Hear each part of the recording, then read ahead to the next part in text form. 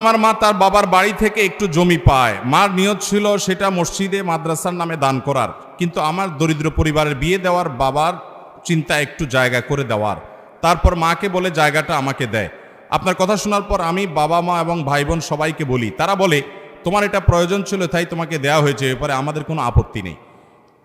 খুব দরকারি একটা প্রশ্ন। দেখেন, যদি কোনো বাবা মা ভাই বোন পরিবারের সবাই মিলে পরিবারের কোনো সদস্যকে কোনো সম্পদ দিয়ে দেয়, সাধারণত বাবা তার সম্পদ যখন দিবেন সন্তানদের মধ্যে সমতা বজায় করতে হবে না?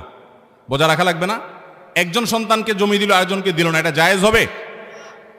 সমস্ত সন্তানকে সমান হারে দিতে হবে এবং সমতা বজায় রাখতে হবে।